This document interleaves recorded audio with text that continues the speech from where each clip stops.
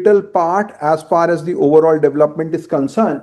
And there are multiple factors which are regulating growth, including nutrition, including hormones, paracrine, endocrine. We'll talk about everything. So growth is a very fascinating aspect. There is such a tremendous increase in size which happens from a unicellular. It's not only the number of cells, but also the size of the cell which really regulates the growth. So when we talk about linear growth, so largely when you talk about pediatric endocrinology, you're talking about linear growth. So what you're talking about is the length of the bone. So you're mainly talking about the bone growth. And when you say bone growth, you are pretty much talking about growth plate growth. So it is synonymous to chondrocyte growth. That is what we are talking about. So whatever I'm talking today is mainly focusing about how the chondrocytes develop, they mature, and they fuse. So there are three parts of that from that perspective. So from endocrine perspective, growth is chondrogenesis.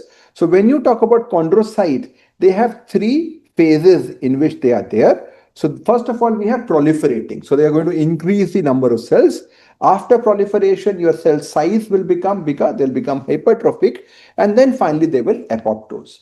So when you talk about growth, it is basically proliferation plus hypertrophy minus apoptosis. That will be your net growth, which is happening in a mathematical perspective. So when you talk about chondrogenesis, each and every chondrocyte will have a different aspect of substances which are associated with that.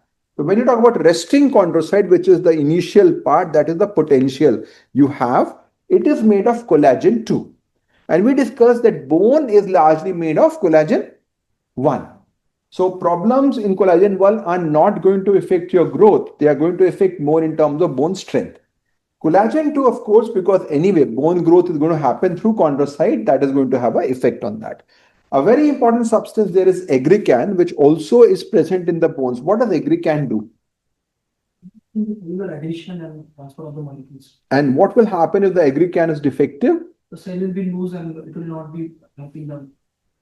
So the chondrocyte will not be able to, will it grow well or not grow well? It will not grow well, so you will have short stature, plus the growth is disrupted. So what will happen? With all stature, if aggrecan is defective. Yeah. Short stature. Advanced bone is. Yeah. So that's what you're saying. So what is happening is that your cell growth is disjuncted. So growth is not happening, but apoptosis is happening more. So you can understand now. So these are two different terms. How your proliferation and hypertrophy is happening is one, and how your senescence is happening is different. So aggrecan is a very unique disorder in which you have advanced bone age with short stature. This is something, it's a rare disorder, but it's an interesting disorder from that regards. From there, as the chondrocyte stages change, different types of your collagen protein starts expressing. So you've got collagen 9 and COMP. Whatever names I'm taking here are relevant, but they are more relevant when we talk about skeletal dysplasias. So if you look at COMP, which skeletal dysplasia is COMP associated with?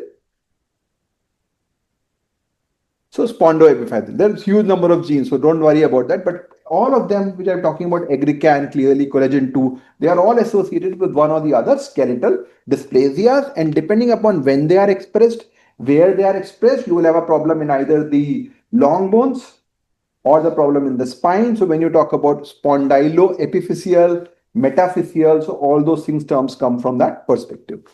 Now from there, after a time, they stop dividing, and it's by the enlargement that they start growing. This is known as the hypertrophic, and then the cycle will finish using apoptotic. So this is the whole process from that regard. So this is growth and this is senescence. So you need to understand which factors control growth and which factors control senescence. So if you want to increase the growth, Ria, how will you, let's say you want to achieve a good final height, what would you like to do?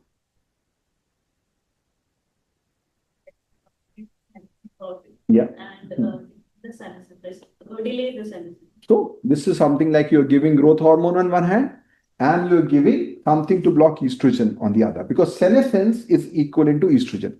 Whether it is a boy or a girl, in both scenarios, estrogen is the major regulator as far as the senescence or epiphyseal fusion is concerned. So you're using either GnRH analog or you're using aromatase inhibitor, you're trying to use that. And then along with that growth you are promoting. So this is the typical scenario from that perspective. So growth is proliferation plus hypertrophy minus apoptosis. This is what we are talking about.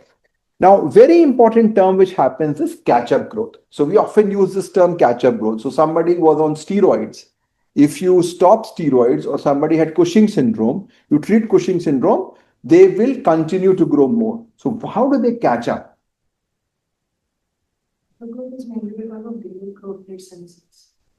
Okay, so yes, so you can say two things. One, because senescence.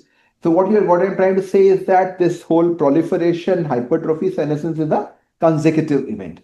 Now, if your proliferation is not happening, how will they senescence? So those cells, let's say normally you say that 20% they will go off and die, but here the rate is so slow, they are not going to proliferate, they're not going to hypertrophy. So how are they going to die? So one factor is that there is a delay in senescence, and once you remove that, they start growing. But is the catch-up perfect? Why? So the classical example here is hypothyroidism. When you have somebody with hypothyroidism, they come to you, let's say 10 years of age, their height is equivalent to 4 years, bone age is 4 years, you start treating, very soon you see the growth to start happening. So why do you think this is happening? That they don't catch up to a normal height? Depression happens later.